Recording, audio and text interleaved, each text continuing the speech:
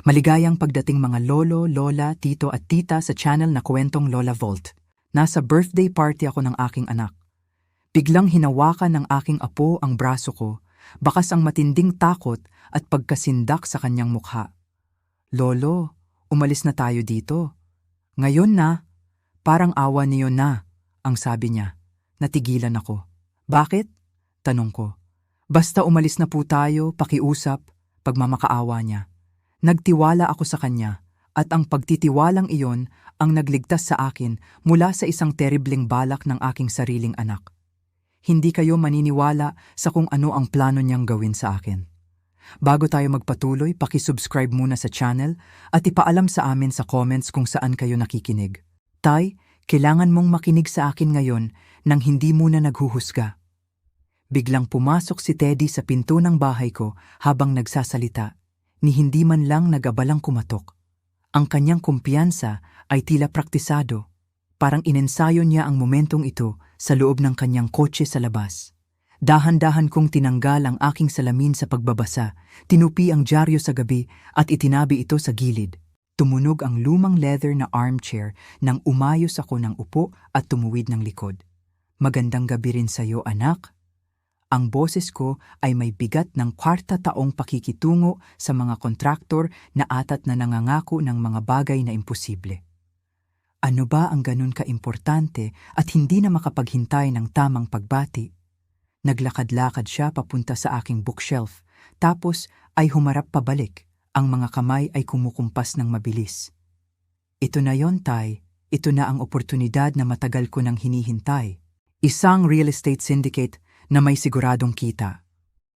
Tumayo ako, naglakad patungo sa aking filing cabinet nang may mabibigat at seryosong hakbang.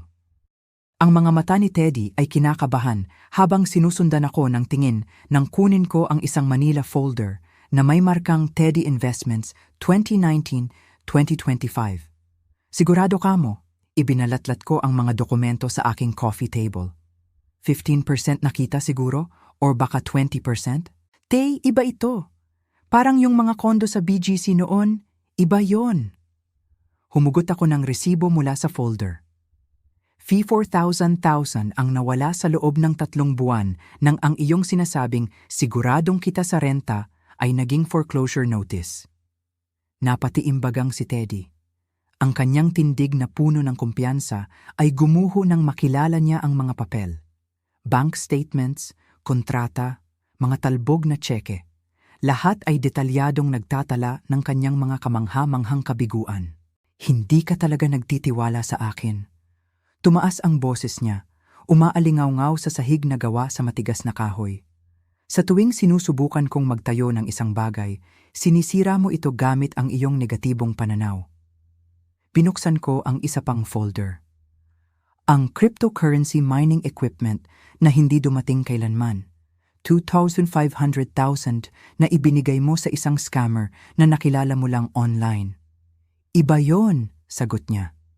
Patuloy ako sa paglilipat ng mga papel habang nagsasalita. Ang negosyo sa food truck kasama ang kasosyo mong may kasong estafa at convicted felon. Ang bound 500,000 na puhunan ay tumagal lang ng eksaktong 93 araw. Namula ang mukha ni Teddy sa galit at hiya. Hinablot niya ang kanyang jacket mula sa pagkakabato sa aking sofa. Matalas at galit ang kanyang mga galaw. Imposible kang kausap. Ang sindikatong ito ay may totoong mga lupa, totoong investors, totoong kita. Kung gayon, ipakita mo sa akin ang dokumentasyon. Wala sa akin ngayon pero kung gayon ay wala ka ring makukuhang pera sa akin. Ang katahimikan sa pagitan namin ay humaba na parang isang malalim na bangin. Sa labas, ang mga anino ng gabi ay gumagapang na sa aking damuhan. Isang aso ng kapitbahay ang tumahol sa bandang dulo ng Kalye Maharlika.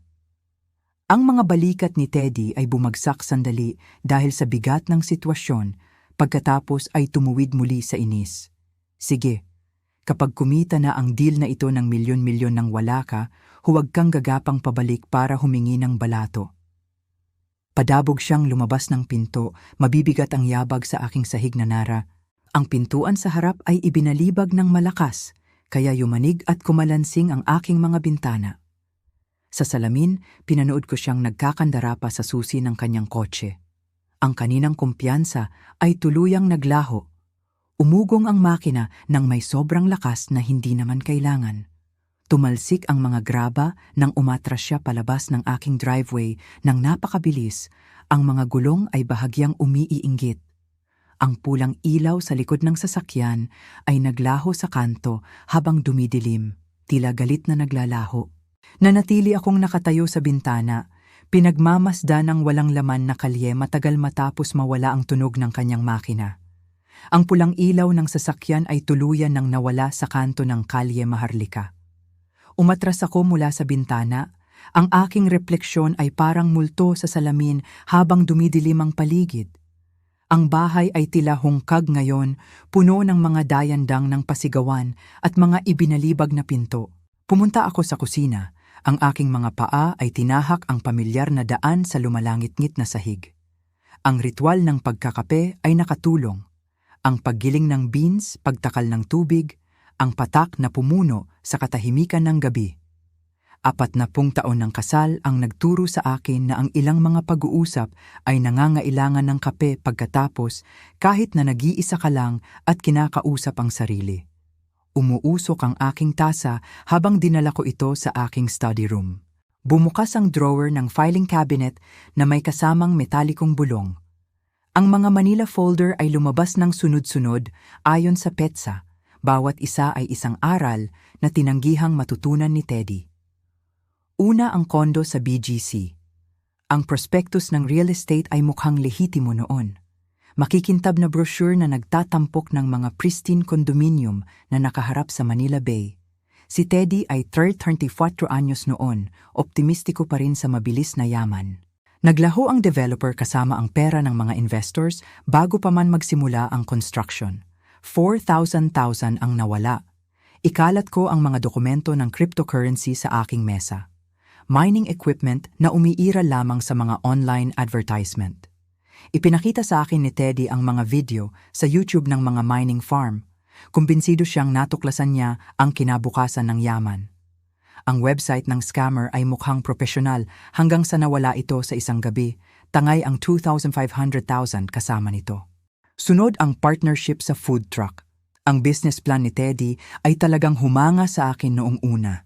Mga sangkap na galing sa lokasyon sa downtown malapit sa munisipyo. Pagkatapos ay natuklasan ko ang kriminal na kasaysayan ng kanyang kasosyo. Estafa, ninakawan ng lalaki ang kanyang dating amo, ngunit binaliwala ni Teddy ang aking mga alalahanin at tinawag akong paranoid. 3 buwan ang lumipas, nawala ang kasosyo kasama ang kagamitan at natitirang pondo. Lumamig na ang kape sa aking tasa habang tinitingnan ko ang mga bank statement na nagdodokumento ng pagsalba sa kanya sa sugal. Soler, Okada, paminsan-minsang paglalakbay sa Macau kasama si Maricar. Maliit na halaga sa una, 25,000 dito, 50,000 doon. Dumami ang mga hinihingi pagkatapos ng kanyang kasal. Hanggang sa susunod na commission check lang ang naging linyahan niya palagi. Ang bawat folder ay nagkukuwento ng parehong istorya. Ang walang hanggang optimismo ni Teddy na bumabangga sa malupit na realidad. Ngunit ang gabing ito ay iba. Ang kanyang galit ay mas matalas, mas desperado. Ang paraan ng pag-iwas niya ng tingin kapag inilalarawan ng kanyang sindikato, ang malabong sagot tungkol sa dokumentasyon. Mga klasikong senyales na natutunan kong kilalanin mula sa mga dekada ng pagkilatis sa mga subcontractor. Naisip ko ang impluensya ni Maricar. Bago ang kanilang kasal, ang mga pakana ni Teddy ay mas maliit at hindi madalas. Hinimok siya ni Maricar sa malakihang pag-iisip, itinulak siya sa mas malalaking panganib. Ang kanyang mamahaling panlasa ay nangangailangan ng mamahaling solusyon. Ang larawan ng pamilya sa aking mesa ay nagpapakita ng mas masayang panahon. Si Teddy, sa edad na 18, tumatanggap ng kanyang diploma sa high school. Bakas ang pagmamalaki sa kanyang mga mata noon, tunay na tagumpay na nakuha sa pamamagitan ng pagsisikap. Kailan iyon nagbago? Kailan siya nagsimulang maniwala na ang tagumpay ay dapat dumating ng walang paghihirap? Itinayo ng aking ama ang aming kumpanya sa konstruksyon gamit ang mga kalyadong kamay at 16 na oras na trabaho sa isang araw. Natuto ako sa pamamagitan ng pagbubuhat ng mga gamit, paghahalo ng semento, pag-unawa sa mga materyales mula sa pundasyon pataas. Gusto ni Teddy ng tagumpay sa boardroom ng walang karanasan sa basement. Ang lampara sa study room ay nagbigay liwanag sa pinansyal na pagkakawasak na sumasaklaw sa 6 na taon. Halos 10,000 ang nawala sa mga scheme, scam, at simpleng maling desisyon. Sa bawat oras, umaasa akong ito na ang magiging sandali ng kanyang pagkatuto. Sa bawat pagkakataon, nakukumbinsi niya ako na iba na ang susunod na oportunidad, ngunit ang pagkonsinte ay hindi nakakatulong. Ang bawat pagsagip ay nagpapaliban sa kanyang pagharap sa realidad. Inipon ko ang mga papel ng maayos. Ibinalik ang bawat folder sa tamang lugar. Isinara ko ang filing cabinet at ito ay lumikha ng pinal na tunog. Sa labas ng aking bintana, ang mga ilaw sa kalye ay automatikong bumukas, nagbibigay liwanag sa mga walang tao na bangketa. Ang bukas ay magdadala ng mga bagong hamon, ngunit ang desisyon ngayong gabi ay tama. Minsan ang pinakamalaking kabaitan ay ang pagsasabi ng hindi. Pinatay ko ang ilaw sa desk at umakyat sa taas, iniiwan ang study room sa kadiliman. Ang sikat ng araw sa umaga ay dumadaloy sa bintana ng kusina habang tinutupi ko ang aking listahan ng bibilhin sa palengke at inilalagay sa aking pitaka. Ang komprontasyon kay Teddy ay parang isang malayong bagyo na ngayon, kinakailangan, ngunit tapos na. Nalinis ng kape ang isip ko. Nahugasan ng paliligo ang tensyon kahapon. At ang araw na ito ay nag-aalok ng simpleng kasiyahan ng mga nakagawiang gawain. Hinablot ko ang aking mga eco bag mula sa sabitan sa pantry. Tiningnan kung nasa bulsa ko ang susi ng kotse at nagtungo sa pintuan sa harap. Ang hangin sa umaga ay may amoy ng mga namumulaklak na sampagitan ni Aling Delia sa kabilang bahay. Perpektong panahon para sa mga gawain. Napatigil ako sa kalagitnaan ng paglalakad sa brick na daanan. May mali sa aking Honda. Mas mababa ang sasakyan kaysa sa normal, nakatagilid sa kakaibang anggulo na parang sugatang hayop. Ang 4 na gulong ay ganap na flat, ang sasakyan ay nakadagan na halos sa mga rim nito. Nanlumo ako nang lumapit sa silver na sedan. Hindi ito unti-unting pagkaimpis dahil sa luma o panahon. Ang bawat gulong ay nagpapakita ng magkaparehong butas malapit sa gilid, maliit at pulidong mga butas na sadyang ginawa. Lumuhod ako sa tabi ng gulong sa harap sa may pasahero at nang kapain ko ang goma, isang metal na bagay ang nakausli. Isang pako sa bubong, kapareho ng uri na itinatago ko sa aking gawaan para sa mga emergency na pagkukumpuni. Nang ikutin ko ang buong sasakyan, nakita ko ang parehong pattern sa bawat gulong. 4 na pako, 4 na gulong, 4 na tiyak na gawa ng paninira na ginawa sa pagitan ng hating gabi at madaling araw. Nabuo ang timeline sa isip ko. Ang pagtatalo kagabi, ang sumasabog na galit ni Teddy, ang kanyang banta tungkol sa hindi paggapang pabalik kapag nagtagumpay ang deal niya at ngayon ito. Propesyonal na sabotahe sa ilalim ng kadiliman. Inilabas ko ang aking telepono at tinawagan si Teddy. Sumagot siya sa 2 ring, ang boses ay pauspa sa tulog. "Tay, anong problema? 9:00 pa lang." "Anak, nakita kong sira ang mga gulong ko ngayong umaga. Lahat ng 4, butas." Isang sandaling katahimikan. Nang magsalita muli si Teddy, ang kanyang tono ay naging nag-aalala at puno ng simpatiya. "Tay, grabe naman yan. Baka mga batang hamog diyan sa barangay. Alam mo naman yang mga yan kapag bakasyon." Lahat ng 4 na gulong, Teddy. Profesional na trabaho. Ang mga pako ay ibinaon sa tamang anggulo para siguradong malaki ang sira. "Inaakusahan mo ba ako?"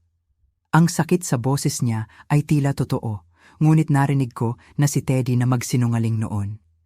Tungkol sa kanyang pagkatalo sa sugal, tungkol sa kanyang mga nabigong pamumuhunan, tungkol sa kanyang mga pangako na magbabago. "Tinitingnan ko lang kung may nakita kang kakaiba nang umalis ka kagabi. Mga kakaibang sasakyan o taong naglalakad." Dumiretso ako sa bahay, Tay. Alam kong nagkasagutan tayo kahapon, pero hinding-hindi ko gagawin yan. Paninira ito. Dapat kang tumawag sa pulis. Dapat ba? Anong ebidensya ang mayroon ako bukod sa tiyempo at hinala? Ang pagtanggi ni Teddy ay mukhang kapani-paniwala at ang aking akusasyon ay maaaring tuluyang sumira sa natitirang relasyon namin. Idadaan ko na lang sa insurance, sabi ko sa wakas. Salamat sa pag-aalala. Tay, teka, sorry sa nangyari kahapon, sa lahat, pareho tayong nakapagsalita. Pag-usapan natin mamaya, anak. Kailangan kong tumawag sa towing service. Nag-estimate ang operator ng 45 minuto para sa tow truck. Ibinaba ko ang telepono at tinitigan ang aking baldado na sasakyan, pakiramdam ko ay mas matanda pa ako sa aking 68 na taon. Mali ba ako tungkol kay Teddy? Ang boses sa telepono ay may halong tunay na gulat at simpatiya. Baka nga mga random na vandals lang sa barangay ang tumira sa kotse ko. Baka nagkataon lang ang tiyempo, ngunit ang 40 taon sa konstruksyon ay nagturo sa akin na kilalanin ang mga pattern, at ang pattern na ito ay tumuturo sa isang konklusyon na ayaw kong tanggapin. Inipon ko ang aking mga eco bag at bumalik sa loob ng bahay. Ang pamamalengke ay kailangang maghintay. Nang dumating ang mekaniko, kinumpirma niya ang alam ko na. 4 na gulong na sadyang binutasan ng pulido, aabot sa 40,000 ang pinsala. Bumalik ako sa bahay na may dalang sandwich at dyaryo kahapon. Sinubukan kong mag-focus sa sports section sa halip na isipin ang lumalaking hinala sa aking tiyan. Tumunog ang telepono habang inaabot ko ang aking kape. Pangalan ni Teddy ang lumabas sa caller ID.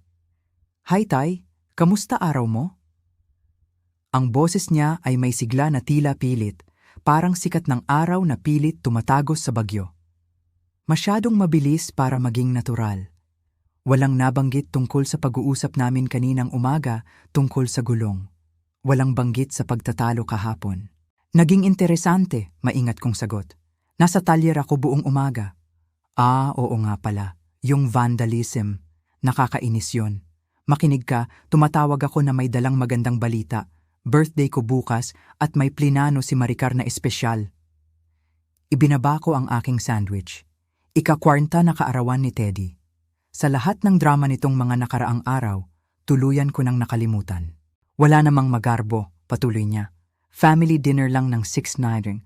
Nandun si Mina at ilang malalapit na kaibigan. Mahalaga kung nandoon ka, Tay. Ang imbitasyon ay nakakagulat. Matapos ang matinding sagutan kahapon at ang insidente sa gulong kanina, inaasahan ko ang patuloy na katahimikan sa pagitan namin, hindi isang masayang imbitasyon sa party. Ang thoughtful mo naman na imbitahan ako, sabi ko, tinatantya ang sitwasyon. Sige na, Tay, alam kong hindi tayo laging nagkakasundo sa pera, pero pamilya tayo. Si Mina mismo ang nagtanong kung pupunta si Lolo. Excited siyang makita ka. Ang pagbanggit sa aking apo ay pumukaw ng proteksyon sa aking dibdib. Si Mina ang laging liwanag sa mga pagtitipon ng pamilya, hindi nadudungisan ng mga drama ng kanyang mga magulang. Kung gusto niya akong nandoon, paano ako tatanggi? Anong dapat kong dalhin? Tanong ko. Wala, sarili mo lang. Si Maricar na ang bahala sa lahat. Pagkain, dekorasyon, lahat. Talagang nag-effort siya ngayong taon. Ipinapaliwanag noon ang gastos. Ang effort ni Maricar ay karaniwang nangangahulugan ng mga gastos na magpapahirap lalo sa bulsa ni Teddy, ngunit sa pagkakataong ito ay hindi ko na yun problema. Siyempre, nandun ako, 6 kong sharp. Fantastic. At Tay, salamat sa hindi pagpapalaki ng issue kahapon. Stressed lang ako sa trabaho. Nabuntungan kita ng hindi patas. Ang paumanhin ay tila totoo. May halong kahinaan na natatandaan ko mula sa pagkabata ni Teddy. Baka nagkamali ako ng hinala sa gulong. Baka talagang sinusubukan niyang ayusin ang aming relasyon. Kalimutan na natin yon, anak. Magkita tayo bukas. Pagkababa ng telepono, naupo ako sa kusina, nakaramdam ng kaunting pag-asa. Ang mga family dinner ay bihira na mula ng pakasalan ni Teddy si Maricar. Ang social calendar ni Maricar ay karaniwang inilalaan lang ang oras ng pamilya kapag Pasko o kapag kailangan. Ngunit ang birthday celebration ay nag-aalok ng pagkakataon na magkonekta muli. Nandoon si Mina, malamang ay excited na ipakita ang kanyang mga kwento sa kolehiyo. Baka nasa mas magandang mood si Teddy kapag napapaligiran ng mga kaibigan. Tinapos ko ang sandwich habang nag-iisip ng ireregalo. Wala sanang masyadong mahal na magbibigay ng maling mensahe. Isang bagay na maalalahanin, ngunit praktikal. Siguro isang magandang set ng hand tools para sa kanyang garahe o libro tungkol sa business management na sana ay basahin niya. Ang hapon ay lumipas ng mapayapa. Ang party bukas ay nagbigay sa akin ng positibong aabangan sa halip na isipin ang mga butas na gulong at tensyon sa pamilya. Siguro ito na ang paraan ni Teddy ng pakikipagbati. Maaaring kahina-hinala ang tiyempo, ngunit ang mga kaarawan ay may paraan ng paglalagay sa mga away ng pamilya sa tamang perspektibo. Nilinis ko ang pinagkainan at nagtungo sa sala para maghanap ng regalo online. Sa unang pagkakataon sa loob ng 2 araw, naramdaman ko ang tunay na pag-asa para sa relasyon namin ng aking anak.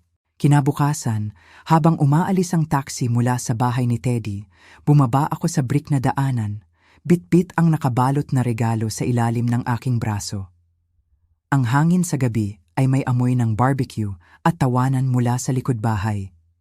Sa bintana sa harap, nakita ko ang mga tao na gumagalaw, mas maraming bisita kaysa sa inaasahan ko para sa isang simpleng family dinner. Lumabas si Teddy sa pinto bago pa ako makakatok. Ang mukha ay maliwanag na tila may tunay na sigla. "Tay, nakarating ka! Pasok, pasok!" Ang bahay ay nagbago. Kung saan natatandaan ko ang simpleng kasangkapan, ngayon ay puno ng mamahaling dekorasyon ang bawat sulok.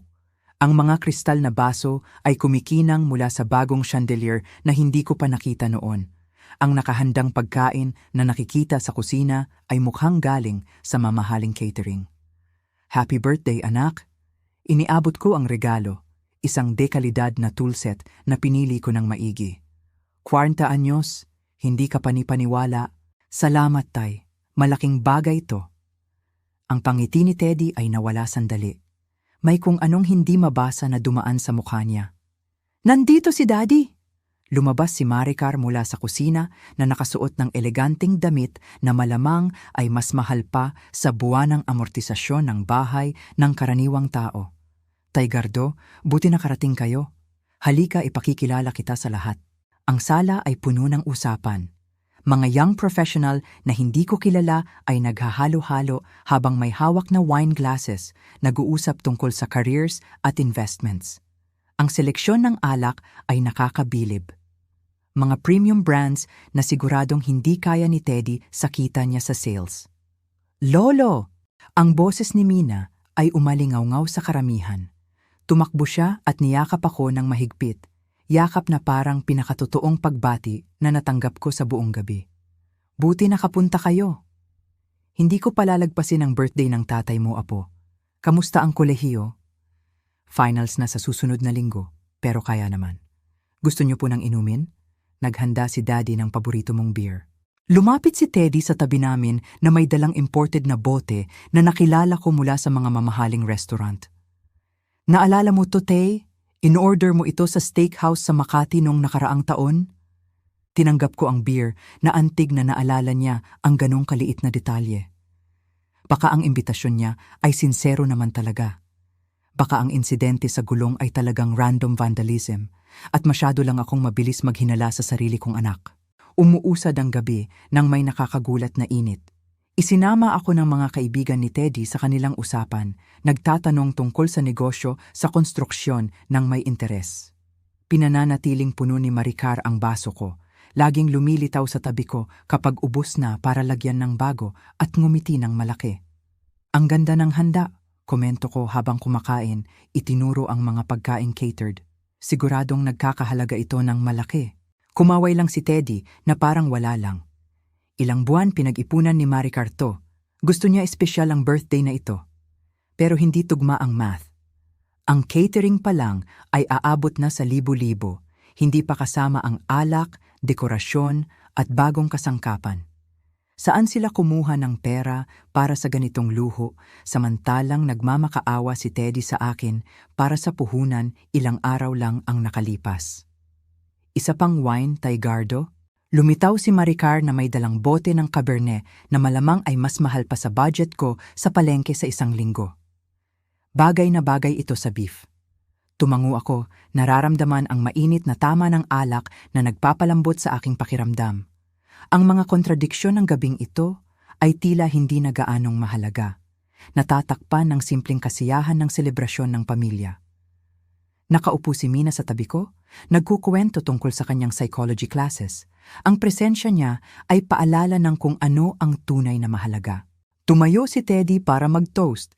Itinaas ang baso ng may theatrical na dating. Para sa pamilya, sa pangalawang pagkakataon at sa hinaharap. Uminom ang lahat. Ang wine ay exceptional, makinis, mayaman, malamang ay mas matagal nang nakaimbak kaysa sa edad ng ilan sa mga kaibigan ni Teddy. Habang tumatagal ang gabi, nakita ko ang sarili kong ganap na nakarelax sa unang pagkakataon. Ngunit may bumabagabag sa akin. Panay ang tingin ni Teddy sa relo niya. Ang mga ngiti ni Maricar kahit mainit ay hindi umaabot sa kanyang mga mata. At sa tuwing tumitingin ako sa paligid, nahuhuli ko silang nagpapalitan ng makahulugang tingin kapag akala nila hindi ako nakatingin. Lumipat ang party sa 2 oras nang walang senyales ng pagtatapos. Naupo ako sa bagong leather armchair ni Teddy. Isa pang mamahaling dagdag na hindi ko natatandaan mula sa mga nakaraang bisita. Habang pinapanood ang masiglang usapan, ang alak ay nagbigay sa akin ng komportableng pakiramdam. Pinalalabo ang aking mga naunang hinala tungkol sa gulong at mga misteryosong gastos. Biglang lumitaw si Teddy sa siku ko na may dalang isa pang inumin. Tay, gusto mo bang ipakita ko sa'yo ang renovations sa taas? May ginawa kaming maganda sa master suite. Ngayon na? Tumingin ako sa paligid ng party. Hindi ba dapat kasama mo ang mga bisita mo? Nagsasaya sila. Sige na, gusto ko lang ipakita ang nagawa namin. Ang pagpupumilit niya ay kakaiba. Ngunit bago ako makasagot, lumitaw si Maricar sa kabila ko. Oo nga, Taygardo. Kailangan mong makita ang bagong fixture sa banyo. Hindi kami nagtipid. Ayan na naman ang linyang iyon. Hindi nagtipid. Galing sa mga taong di umano'y hindi kayang bayaran ang mga pangunahing gastusin nang wala ang tulong ko.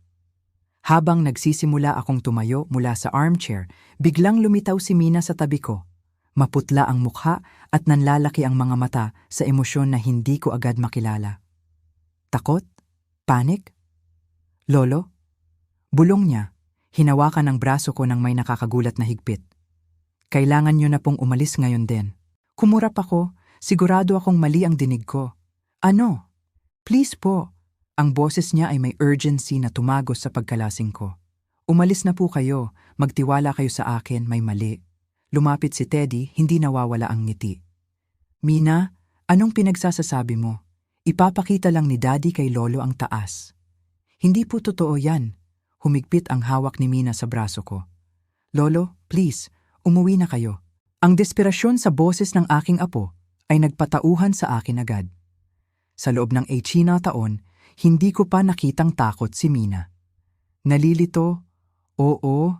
Naiinis sa magulang? Oo, pero hindi ganitong klase ng takot. Sa tingin ko kailangan kong makinig sa apo ko, sabi ko, nagsisimulang tumayo. Gabi na rin naman. Te, wag kang ang ridiculous. Pilit ng ngiti ni Teddy pero may bitak na ang kanyang maskara.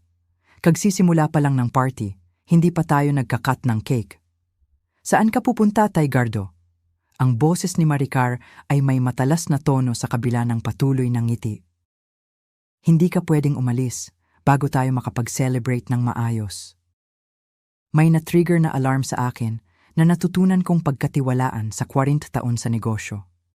Kapag ang dalawang tao ay nagpupumilit na panatilihin ka sa isang lugar, karaniwan ay nangangahulugang kailangan mong nasa ibang lugar. Pagod na ako, sabi ko. Inaalis ang sarili sa upuan sa kabila ng pagharang nila.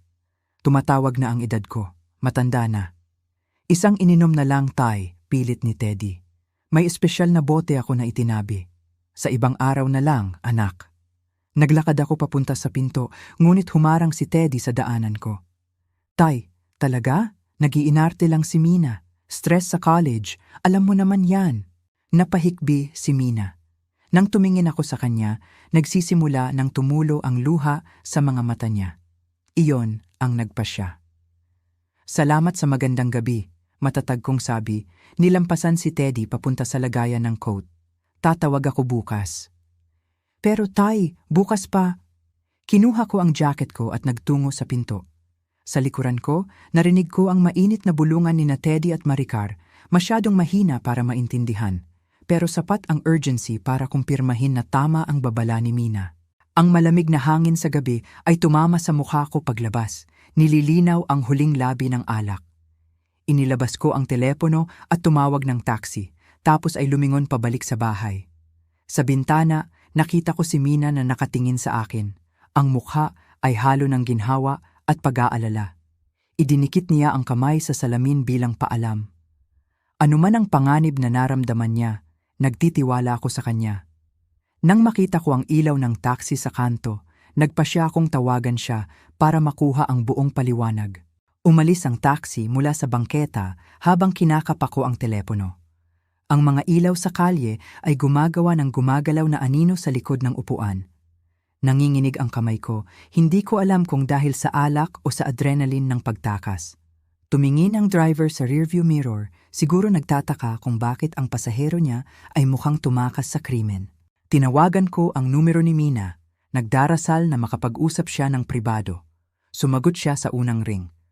Lolo, okay lang po kayo? Ligtas na po ba kayo? Ang urgency sa boses niya ay nagkumpirma sa pinakamasama kong takot. Anuman ang tinakasan ko ay totoo at delikado. Nasa taxi na ako pauwi. Mina, anong nangyayari doon? Bakit mo ako binalaan? Mahabang katahimikan. Narinig ko ang muffled na tunog ng party sa background, tapos ay pagsara ng pinto. Narinig ko sina mommy at daddy na nag-uusap kahapon, sabi niya, bumulong.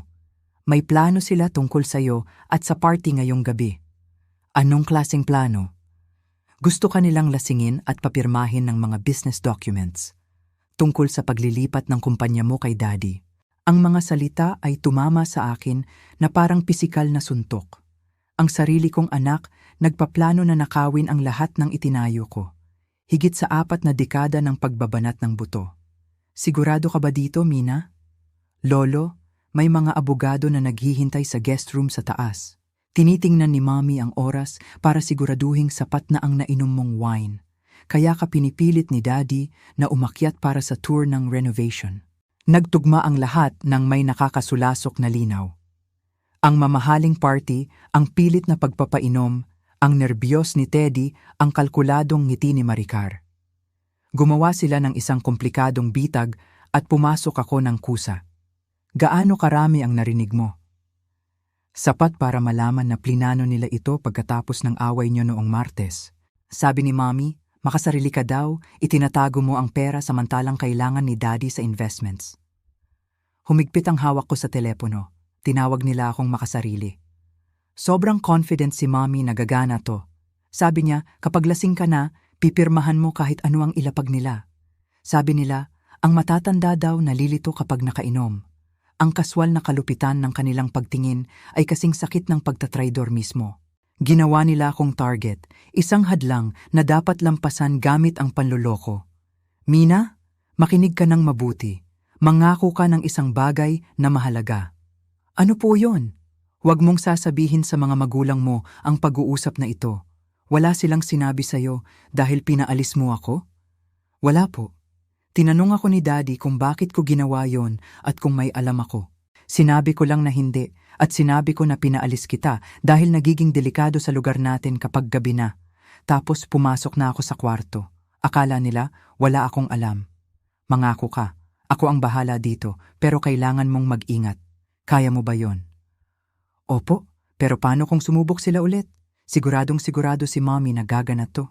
Niligtas mo ang lahat ng pinaghirapan ko ngayong gabi, Mina. Proud ako sa pagiging babae mo. Lumiko ang taxi sa Kalye Maharlika, nakikita ko na ang bahay ko sa malayo. Si Aling Delia ay nakaupo sa kanyang porch, ang kanyang gawain sa gabi ay hindi nagbabago. Kailangan ko nang ibaba, apo. Salamat sa pagiging tanging tao sa pamilyang ito na mapagkakatiwalaan ko ng buo. Mahal kita, Lolo. Mahal din kita. Tandaan mo, kapag kailangan mo ng kahit ano, tumawag ka. Pagkababa ng tawag, isang isipin ang umalingaw-ngaw sa isip ko. Ang pagtatraidor na ito ay hindi palalampasin. Nawala ang ilaw ng taxi sa kanto habang nakatayo ako sa driveway. Kinakapa ang susi gamit ang nanginginig na kamay. Ang pamilyar na bigat ng tahanan ay tila iba na ngayon. Hindi lang santuwaryo, kundi isang kuta na nasa ilalim ng pag-atake. "Magandang gabi, Gardo. Gabi na ang uwi mo, ah?" Ang boses ni Aling Delia ay tumawid sa maliit na espasyo sa pagitan ng aming bakod. Nakaupo siya sa kanyang tumba-tumba, nakabalot sa shawl laban sa lamig ng gabi. "Magandang gabi, Delia. Galing lang kay Teddy. Nakita ko na ayos na ang kotse mo. Mukhang maganda ang bagong gulong." Napatigil ako. Ang susi ay nasa kalahati pa lang ng seradura. "Paano mo nalaman ang tungkol sa problema sa gulong?"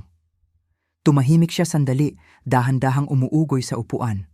Pagkatapos ay tumayo siya at lumapit sa bakod para magkarinigan kami nang hindi sumisigaw. "Well, nakaupo ako dito noong Martes ng gabi. Alam mo naman gusto ko ang hangin sa gabi. May nakita akong bumagabag sa akin, pero hindi ako sigurado kung dapat ko bang sabihin." Isang kilabot ang gumapang sa likod ko na walang kinalaman sa lamig. "Anong nakita mo, Delia?" "Sa tingin ko dapat mong malaman ang totoong nangyari sa gulong mo, Gardo." Lumapit ako sa bakod, bumibilis ang tibok ng puso ko. "Sabihin mo." "Nakita ko si Teddy na umalis sa bahay mo nung gabing iyon mga 9:30. Umikot siya sa kotse mo na may hawak na kung ano. Mukhang tinitingnan ang bawat gulong. Tapos lumuhod siya sa bawat isa, may ginawa, at tumayo, tumitingin-tingin sa paligid kung may nakakakita." Ang kumpirmasyon ay tumama sa akin na parang maso. Hindi random vandalism, hindi mga bata sa kalye. Ang sarili kong anak ay methodikal na sinisira ang ari-arian ko bilang ganti. "Sigurado ka bang si Teddy yon, Delia?" "Gardo, kilala ko na ang batang yan mula pagkabata. Siya talaga yon. Ito ay pagkatapos kong makarinig ng sigawan sa bahay niyo. Hindi sa nakikinig ako, pero dinadala ng hangin ang boses kapag tahimik ang gabi. Nasaksihan niya ang buong pangyayari, ang away, ang pag-alis, at ang agarang paghihiganti. Ang timeline ay nagpapakita ng planadong kasamaan na higit pa sa desperasyon sa pera. "Hindi niya ako nakita dito sa dilim," patuloy niya. "Pinapatay ko ang ilaw sa porch. Mas madaling makita ang mga bituin." Salamat sa pagsasabi nito, Delia. Hindi ako sigurado kung dapat akong magsalita. Delikado ang usaping pamilya. Pero nung nakita kong gumastos ka para sa mga bagong gulong, naisip ko na dapat mong malaman ang totoo. Una, ang bitag ng mga abogado na ibinunyag ni Mina ngayon ay kumpirmadong paninira ng gulong mula kay Aling Delia. Ang anak ko ay naglunsad ng sistematikong kampanya laban sa akin. Paninira ng ari-arian na sinundan ng planong nakawin ang negosyo ko. Hindi na ito desperasyon. Ito ay giyera. "Atin-atin na lang muna ito," sabi ko. Pinapanatili ang kalmado sa labas sa kabila ng galit sa loob. "Siyempre, Gardo, pero kailangang matuto ng respeto ang batang yan sa mga itinayo mo. Masyado kang nagpakahirap para hayaan lang ang kahit sino, kahit pamilya, na sirain yan dahil sa inis." Ang mga salita ni Aling Delia ay may bigat ng 40 taong obserbasyon. Nakita niyang lumaki si Teddy, nakita ang pagbabago mula sa pangakong binata tungo sa mapait na kabiguan. "Salamat sa pagiging mabuting kapitbahay, Delia. Papasok na ako, mahabang araw ito. Ingat ka, Gardo, at tandaan mo, kung kailangan mo ng magpapatunay sa nakita ko, hindi ako takot magsabi ng totoo." Tumango ako, naantig sa kanyang katapatan at naglakad papasok. Sa likuran ko, narinig ko siyang umupo ulit sa tumba-tumba, ipinagpapatuloy ang pagbabantay sa aming tahimik na kalye. Sa loob ng bahay ko, binuksan ko ang lahat ng ilaw at tumayo sa sala, napapaligiran ng 40 taon ng tapat na trabaho at maingat na pag-iipon. Lahat ng sinubukang nakawin ni Teddy. Ngayong gabi, sa pamamagitan ng abogado at manipulasyon, noong una, sa pamamagitan ng paninira, ang sistematikong katangian ng kanyang mga pag-atake, manipulasyon sa pananalapi, paninira ng ari-arian at bitag na legal, ay nagpapakita ng isang kampanya. Nagdeklara ng giyera ang anak ko sa akin. Panahon na para sumagot. Ang madaling araw ay kulay abo at makulimlim. kapareho ng malamig na determinasyon na namuo sa dibdib ko magdamag. Putol-putol ang tulog ko, laging naiisip ang mga pagtatraidor ni Teddy at ang sistematikong pagsusuri sa kanyang mga kahinaan. Ngayon, 7:00 ng umaga, nakaupo ako sa kusina kasama ang mainit na kape at isang legal pad, handang gawing sandata ang 40 taon ng karanasan sa negosyo. Ang emosyonal na gulat ay naging isang bagay na mas mapanganib, strategic clarity. Gusto ni Teddy ng matinding labanan sa taong nagtayo ng imperyo mula sa wala? Oras na para ipaalala sa kanya kung sino ang nagturo sa kanya ng lahat ng alam niya sa negosyo. Pumunta ako sa study room at inilabas ang filing cabinet na naglalaman ng kasaysayan ng investment ni Teddy. Bawat folder ay bala. Ang BGC condo scheme, ang crypto disaster, ang food truck partnership, kasama ang ex-convict, lahat dokumentado. Ngunit hindi ito tungkol sa pag-ungkat ng nakaraan. Ito ay tungkol sa paggamit ng impormasyon. Gumawa si Teddy ng 3 kritikal na pagkakamali. Una, minaliit niya ang koneksyon ko sa negosyo. Pangalawa, nakalimutan niyang nasa akin ang dokumentasyon ng bawat palpak na negosyo niya. Pangatlo, inakala niyang puprotektahan siya ng pamilya mula sa konsekwensya. Mali siya sa lahat. Crypto, 1,500,000 sa food truck. Ang bawat sakuna ay may kasamang ibang investors, mga taong nagtiwala kay Teddy dahil sa akin. Si Mr. Tan ay nawala ng 1,150,000 sa kondo. Si Mr. Santos ay naglagay ng 1,750,000 sa crypto. Si Ms. Reyes ay nagbigay ng 1,000,000 sa food truck. Lahat sila ay nawalan ng pera dahil nagtiwala sila sa anak ko. At higit sa lahat, sila ay kabilang sa business community ng aming bayan. Si Mr. Tan ay nasa Chamber of Commerce. Si Mr. Santos ay chairman ng Local Investment Group. Si Ms. Reyes ay nasa Financial Services. Perpektong mga tao para pagsabihan. Kinuha ko ang database ng contacts ko. Ang mga anonymous tips ay nangangailangan ng maingat na pagpapatupad. Ang Phase 1 ay ilantad ang pattern ng mismanagement ni Teddy sa mga dati niyang biktima. Kapag nagkumparahan sila ng notes, malalaman ng komunidad na sistematiko ang panloloko.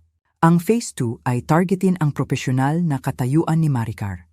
Ang mamahaling luho niya ay kahina-hinala. Ang Phase 3 ay legal at pinansyal na konsekwensya. Binuksan ko ang laptop at gumawa ng anonymous email. Ang mga professional courier ang bahala sa delivery. Biyernes ng hapon ang tamang oras para sa Lunes na epekto. Tumunog ang telepono, nagulat ako. Pangalan ni Teddy. Hinayaan ko lang tumunog. Ano man ang dahilan niya, makakapaghintay yon. Pagdating ng 1 p.m. ng Biyernes, ang study room ko ay parang war room. 3 malalaking sobre ang nakahanda para sa courier. Ang unang pakete ay para kay Mr. Tan, kasama ang photocopy ng kontrata at bank records na nagpapakitang alam ni Teddy na bangkarote na ang developer pero nangongolekta pa rin ng pera. Ang pangalawa ay kay Mr. Santos para sa crypto, kasama ang email thread kung saan inamin ni Teddy na mukhang scam ang supplier pero sayang ang kita. Ang kay Ms. Reyes ay tungkol sa food truck at ang sadyang pagbaliwala sa background check ng kasosyo. Pakisuri ang mga kalakip na dokumento at kayo na ang humusga. Walang akusasyon, walang emosyon, puro facts lang. Tinawagan ko ang Lala Move para sa same-day delivery. Biyernes ng hapon ay magbibigay sa kanila ng oras para mag-aral. Umalis ang mga pakete ng 2:30 p.m. Pagdating ng gabi, 3 sa pinakamaimpluwensyang tao sa negosyo ang nagbabasa ng ebidensya ng panloloko ni Teddy. Pinili ni Teddy ang maling tao para lokohin at maling ama para traidurin. Tumunog ulit ang telepono. Pangatlong tawag na ni Teddy mula kagabi. Sinagot ko na. Tay, salamat sa Diyos. Kanina pa ako tumatawag. Busy ako, anak. Tungkol kahapon, bakit ka nakinig kay Mina at umalis? May sinabi ba siya? Pagod lang ako, mahabang linggo ito. Makinig ka, gusto sana kitang papuntahin ulit. Naghirap si Maricar sa party, nadismaya siya nung umalis ka. Ang kaswal na kasinungalingan ay dumudula sa dila niya ng sanay na sanay. Walang nabanggit tungkol sa abogado o pagpapapirma. Walang pag-amin sa bitag. Ang party ay mahusay, sabi ko nang walang emosyon. Pakisabi kay Maricar salamat sa hospitality. Siyempre, uy, baka pwede tayong mag-lunch next week. Iniisip ko yung usapan natin nung Martes. Baka may new investment ideas ako na solusyon sa problema mo. Intriga pa rin. Manipulasyon pa rin. Hindi natututo ang taong ito.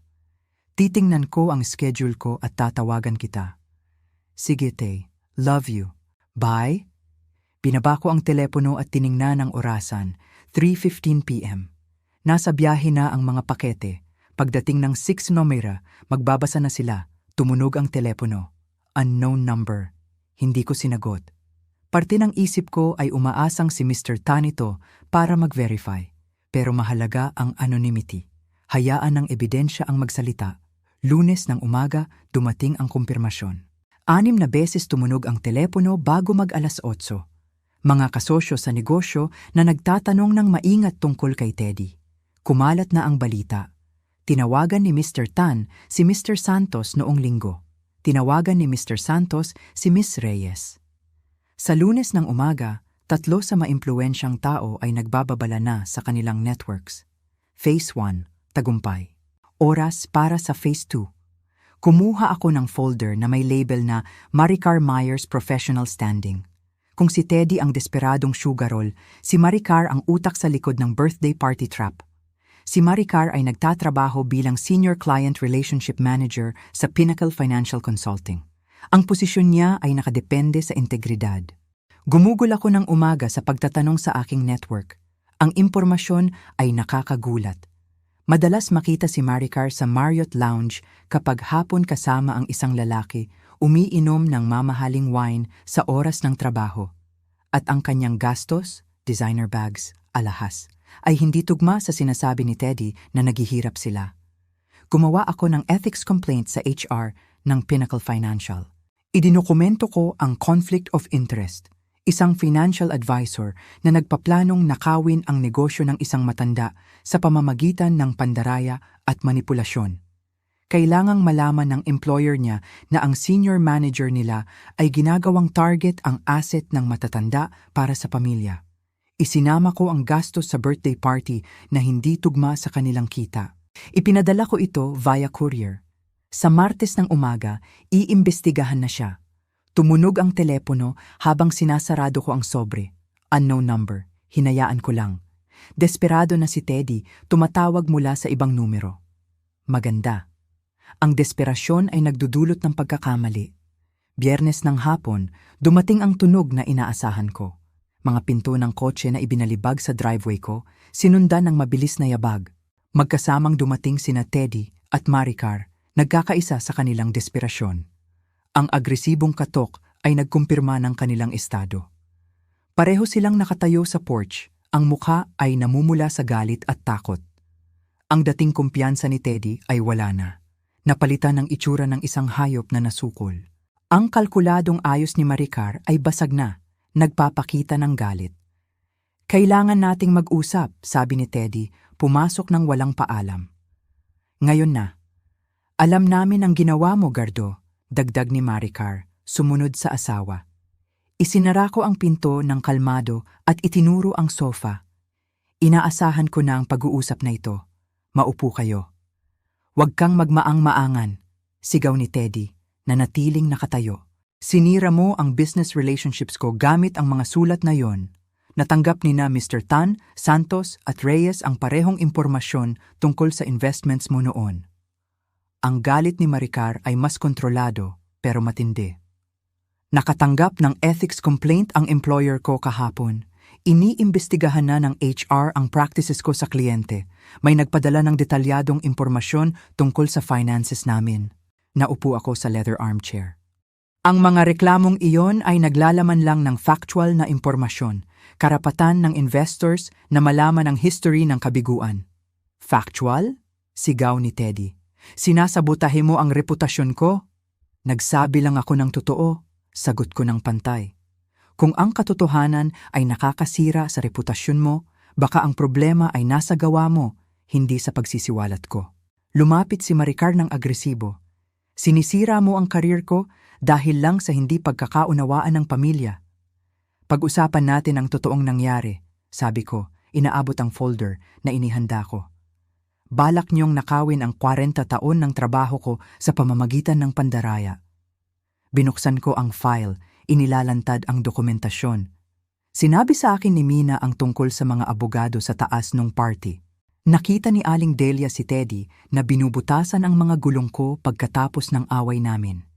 Hindi ito desperasyon, ito ay pagnanakaw. Namutla ang kulay sa mukha nilang dalawa nang ma-realize nila ang lawak ng alam ko.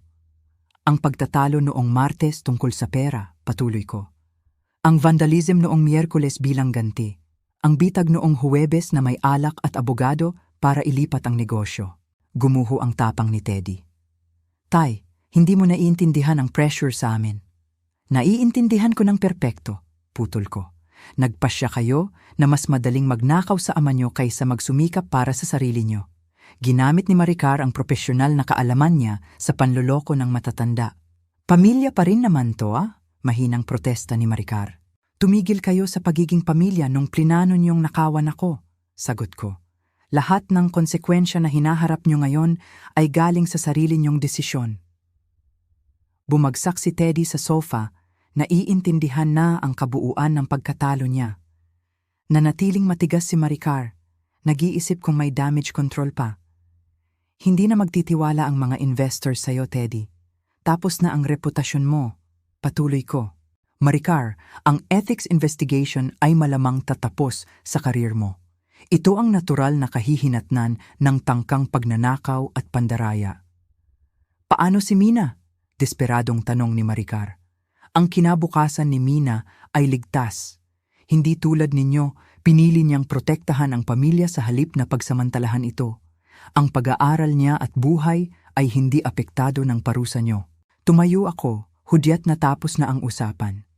Nagdeklara kayo ng giyera sa akin sa pamamagitan ng sistematikong pagtatraidor. Sumagot ako sa pamamagitan ng sistematikong pagsasabi ng totoo. Ang hustisya ay hindi paghihiganti, ito ay pananagutan. Umalis sila ng walang imik, naglalakad papunta sa kotse na parang mga taong isinugal ang lahat at natalo. Pinanood ko sila mula sa porch habang paalis, malamang ay uuwi sa nasira nilang buhay. Tumunog ang telepono habang nawawala ang ilaw ng sasakyan nila. Pangalan ni Mina ang nasa caller ID. Hi, Apo? Lolo, okay lang po kayo? Narinig ko sina Mommy at Daddy na nag-uusap tungkol sa investigasyon. Ayos lang ang lahat, Mina. Ang hustisya ay naisagawa na at ang kinabukasan mo ay ligtas. Mahal kita, Apo. Mahal din kita, Lolo. Ang 40 taon ng tapat na trabaho ay nananatiling protektado sa tapat na mga kamay. Kung nagustuhan nyo ang kwentong ito, please like this video, mag-subscribe sa channel at i-share ang inyong impression sa kwentong ito sa comments. Para mapakinggan ang susunod na kwento, i-click ang box sa kaliwa. Salamat sa panonood.